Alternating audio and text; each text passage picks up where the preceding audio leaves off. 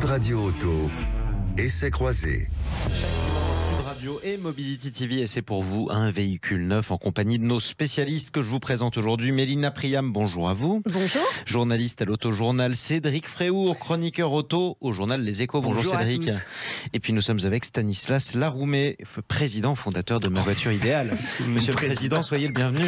Merci beaucoup, merci. Aujourd'hui sur Sud Radio, nous essayons dans Sud Radio Auto et c'est croisé la Toyota Aygo. Premier verdict, première impression, Mélina Priam.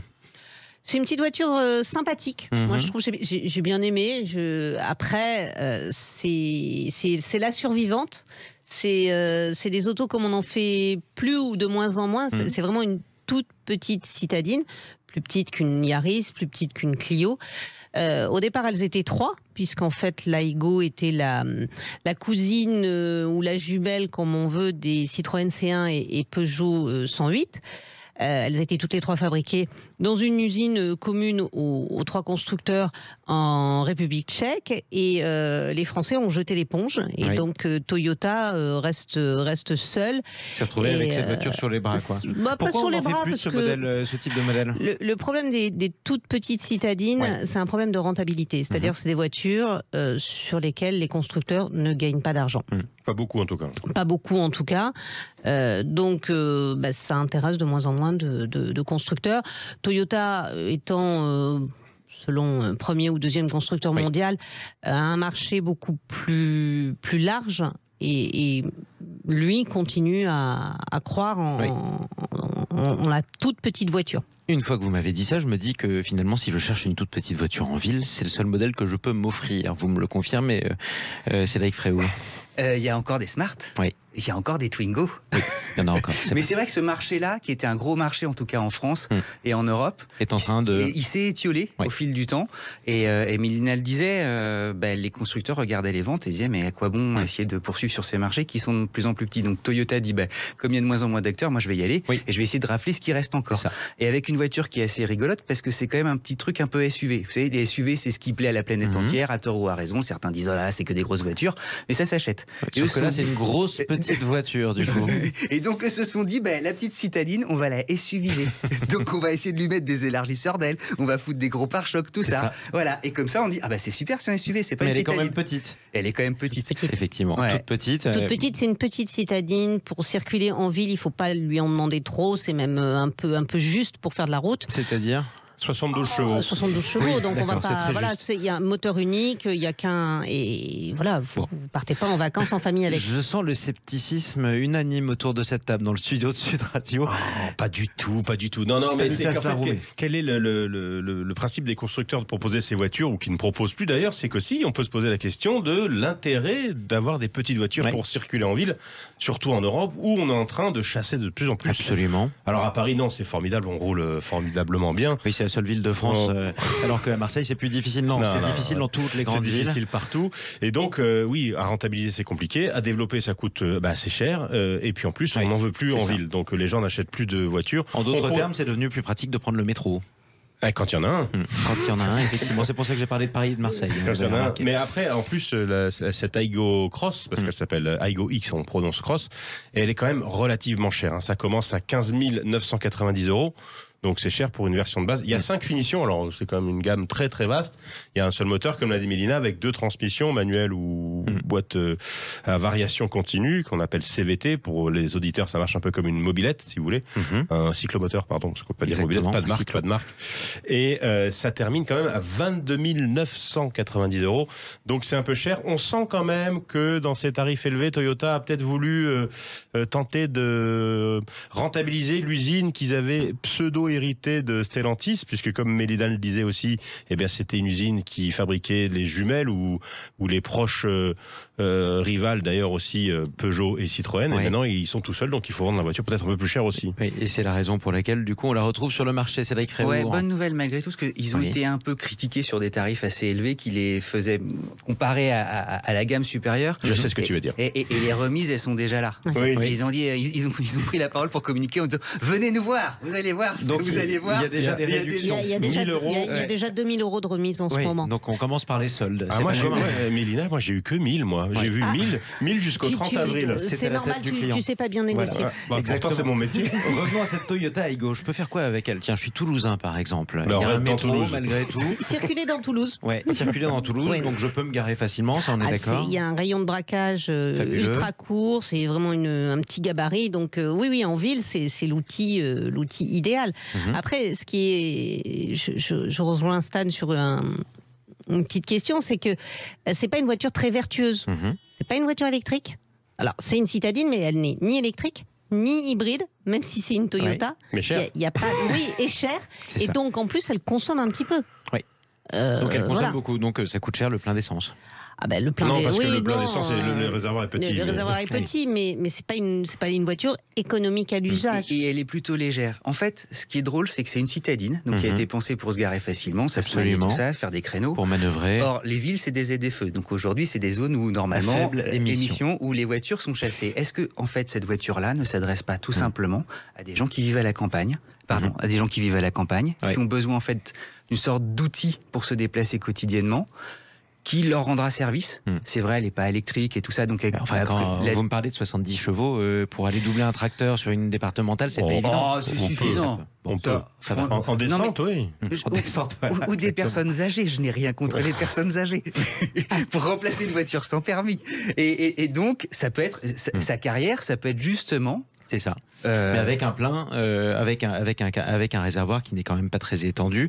Vous me dites quand même qu'elle consomme beaucoup. Si elle consomme beaucoup en ville, ça doit être encore plus visible à la campagne. Alors à vitesse stabilisée, normalement, on consomme moins Pas qu'en beaucoup, ville. oui. Donc Effectivement, autant pour moi. c'est donc autour de 4 litres Oui. à peu près. Donc ça reste- Je suis toujours plus optimiste. Oui, de tu es tous. très optimiste là quand même. Hein.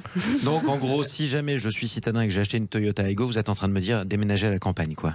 En gros. Mais et encore, moi je pense que les campagnards et les gens qui veulent pas mettre trop d'argent dans une voiture, ils ont une Dacia Sandero qui est imbattable à ce niveau-là. Effectivement.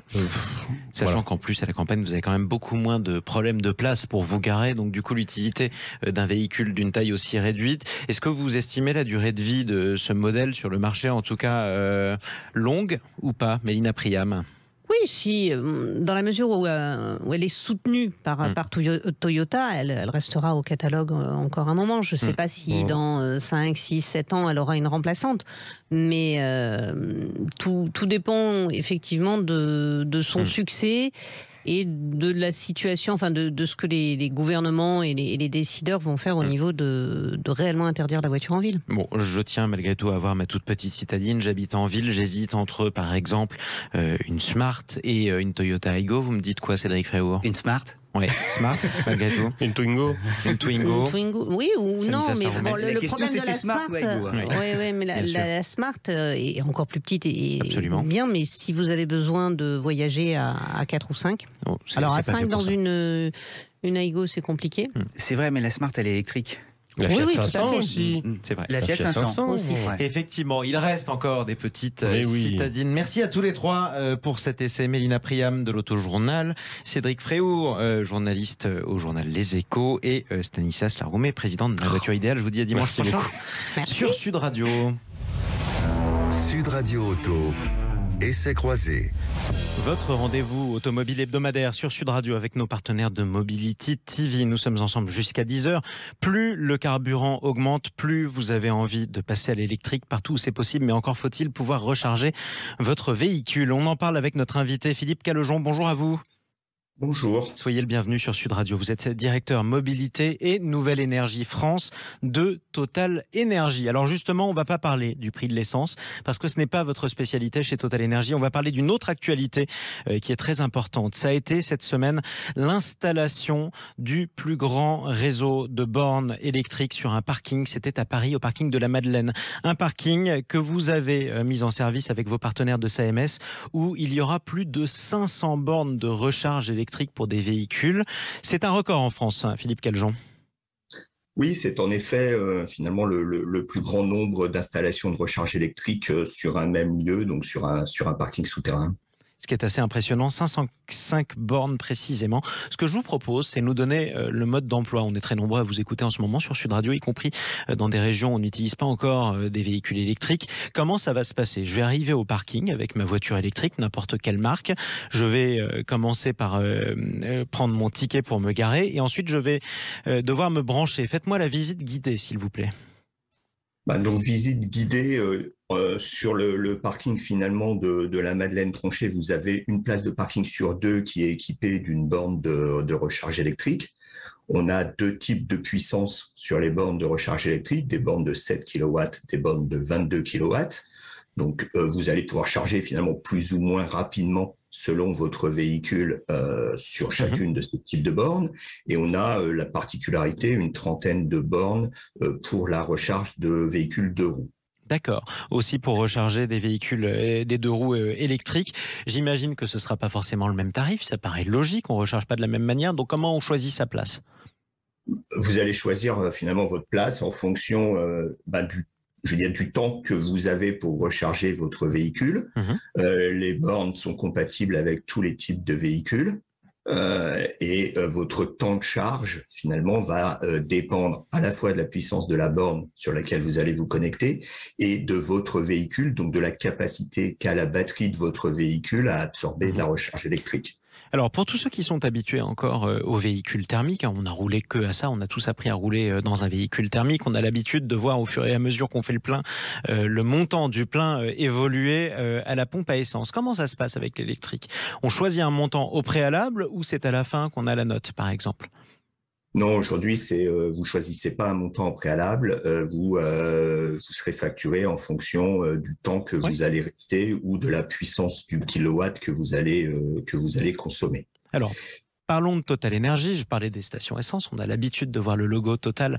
On a grandi avec les publicités de Total sur des stations essence. Parlons de votre stratégie. C'est vous qui la chapeautez d'ailleurs chez Total Énergie d'installation des bornes de recharge. On dit toujours que la France est en retard sur ses propres objectifs. Vous le confirmez. Quels sont les objectifs d'installation de bornes de recharge par Total Énergie en France? Donc aujourd'hui, nous, on est finalement un acteur qui a considérablement accéléré l'installation de bornes de recharge. Alors, on installe des bornes de recharge sur trois grandes catégories. On va installer des bornes de recharge sur notre réseau de stations autoroutes et réseau routier national pour assurer ce qu'on appelle la grande itinérance.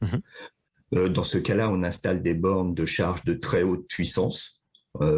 Chez nous, nous installons des bornes de 175 kW qui, en fonction de votre véhicule, permet à peu près de recharger une autonomie de 100 km en 6 minutes. Ce qui est un record, en tout cas, dans ce que vous installez. Voilà, ce qui fait que vous arrivez à peu près à faire votre recharge jusqu'à 80% de la batterie de votre véhicule en moins d'une demi-heure.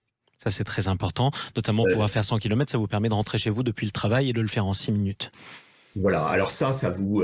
donc nous, on va installer un peu plus de 200 stations comme ça, qui quadrillent à peu près le maillage territorial en France, avec ce qu'on appelle des stations de recharge qui vont avoir entre 8 et 16 bornes de charge rapide. Donc ça va se faire d'ici fin 2023 sur l'ensemble du réseau routier et autoroutier national, enfin réseau routier national et autoroute. Ce qui nous permettra sur notre trajet, par exemple, pour partir ce week-end, pour le week-end de Pâques, d'avoir toujours sur la carte un endroit où on peut recharger. Voilà. En parallèle de ça, on transforme un certain nombre de stations-service en hubs de recharge électrique. Donc là, dans des zones urbaines. La première station qu'on a inaugurée comme ça, on a enlevé le carburant et on a remplacé par des bornes de charge rapide électrique. C'est la station sur le circulaire de la Défense. Et on a un plan de transformation d'une centaine de stations d'ici fin 2023. Et dans toute la France? Oui, dans les principales villes françaises, en fonction de l'accompagnement de la transformation des villes avec ce que l'on appelle les ZFE, donc les zones à faible émission, qui limitent la circulation des véhicules à moteur un moteur essence. Et qui interdiront d'ailleurs la circulation des véhicules diesel à courte échéance, alors qu'il y en a encore un certain nombre qui peuvent y rouler. Voilà. Parlons maintenant, posons-nous maintenant la question la plus terre à terre, celle qu'on a tous envie de se poser quand on parle de recharger son véhicule électrique. Vous m'avez parlé de plusieurs puissances, une recharge très rapide, une recharge un petit peu plus longue. La question que j'ai envie de vous poser quand je pense à mon plein d'essence aujourd'hui, par ailleurs, c'est combien ça va me coûter? C'est quel ordre de prix pour recharger complètement sa batterie sur un véhicule de taille moyenne électrique? On va être très dépendant demain finalement à cette notion de puissance de la borne. Et à cette notion de puissance de la borne correspond un temps de recharge. Voilà. La recharge qui sera la moins chère pour vous, c'est, si vous en avez la possibilité, c'est une recharge à votre domicile sur des bornes de charge lente avec un tarif de nuit. À ce moment-là, votre véhicule, en fonction de l'état de sa batterie, va mettre 7 heures, 8 heures ou 9 heures. Pendant que vous dormez. Voilà, pendant que vous dormez. Et vous serez à ce moment-là sur un coût de recharge qui va être entre 2 €, 2,50 €. C'est ça, quasiment rien. Quasi peu. Donc ça, c'est pour le moins cher quand je le recharge la nuit chez moi. Le moins cher. Après, vous aurez de la charge lente en voirie pour les personnes qui n'ont pas la possibilité de recharger chez eux. Vous aurez potentiellement de la possibilité au travers de bornes que nous installons dans les parkings d'entreprise, si vous travaillez dans l'entreprise, d'avoir la possibilité d'utiliser de la recharge à ce niveau-là. Et puis vous aurez ensuite, finalement, on va monter dans la gamme de prix dans une logique en fonction de votre usage de bornes de charge très rapides, ce que j'évoquais avant sur autoroute ou sur nos hubs urbains, où là, vous ferez votre recharge de votre véhicule en une demi-heure. Et à ce moment-là, vous serez plutôt, en fonction de la quantité d'énergie prise, entre 20 et 30, 35 €. Ça va dépendre de la puissance de la batterie de votre véhicule. Mais c'est très important de le souligner parce qu'on peut comparer ces 20 à 30 € qui sont à ce stade le plus cher qu'on peut avoir en recharge électrique avec votre plein d'essence actuellement en fonction du prix de l'essence. Merci beaucoup Philippe Caljon d'être intervenu sur Sud Radio. Nous nous posons toujours la question aujourd'hui, est-ce que quelqu'un a un chargeur pour mon téléphone? On se posera la même question pour sa voiture électrique. Et heureusement, des bornes vont commencer à fleurir un peu partout en France. Je rappelle que vous êtes directeur mobilité et nouvelle énergie France pour Total Énergie. À une prochaine fois d'ailleurs dans Sud Radio Auto sur Sud Radio. Merci beaucoup. Au revoir.